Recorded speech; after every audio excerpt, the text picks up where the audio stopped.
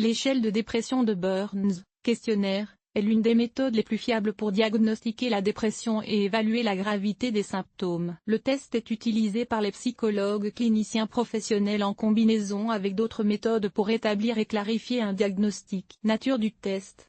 L'échelle de Burns est conçue pour diagnostiquer la présence d'un trouble dépressif chez un sujet et pour déterminer sa gravité et l'apparition de certains symptômes. L'échelle comprend également un certain nombre de questions permettant d'évaluer le risque de comportement suicidaire et d'automutilation. Il est recommandé qu'elle soit remplie par un neurologue, un psychothérapeute ou un psychologue clinicien, selon le patient contacté. Limite d'utilisation.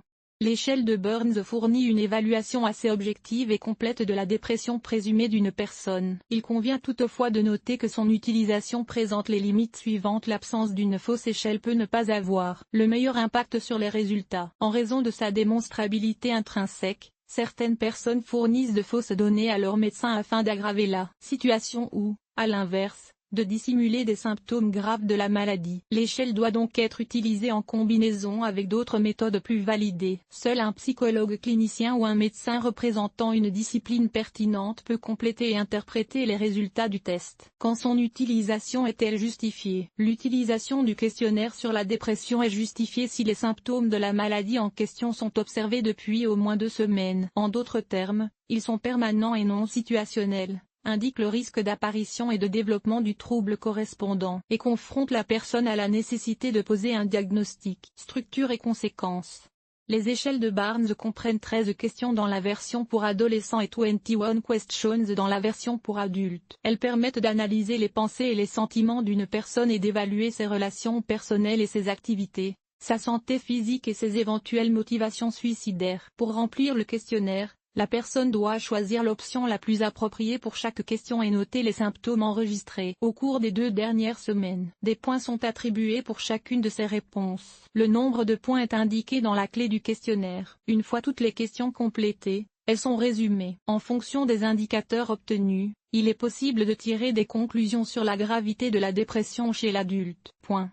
Signification moins de 5 standards, pas de symptômes dépressifs 6-10 pas de dépression, mais un effondrement est possible, état acénique 11-25 dépression légère 26-50 dépression modérée 51-75 dépression 75 et plus degrés extrême de dépression. Vous pouvez faire le test ici. Les tests en ligne peuvent-ils être utilisés pour un diagnostic indépendant? Bien que l'échelle de dépression, comme de nombreux autres tests, soit aujourd'hui dans le domaine public et puisse être utilisée par n'importe qui, elle a été développée à l'origine pour un usage exclusivement professionnel. On supposait alors que le test serait administré avec la participation d'un psychologue clinicien. Il a été invité à lire les questions et les choix de réponses. La tâche du patient consistait à sélectionner la plus appropriée d'entre elles. Il convient de noter qu'en général, les experts déconseillent catégoriquement de poser un diagnostic par soi-même, en particulier lorsque les résultats sont obtenus sur la base de tests en ligne, qui ne sont pas loin d'être très fiables et nécessitent des compétences professionnelles pour un traitement plus approfondi et de meilleure qualité des résultats. Un autre inconvénient du diagnostic indépendant est qu'une personne peut toujours suivre les symptômes de la dépression de manière autonome ou au moins en reconnaître la présence. Les questionnaires sont un outil de diagnostic auxiliaire qui peut confirmer ou remettre en question les résultats d'études antérieures. Ainsi, si des symptômes de dépression sont détectés, il convient de consulter sans tarder un neurologue,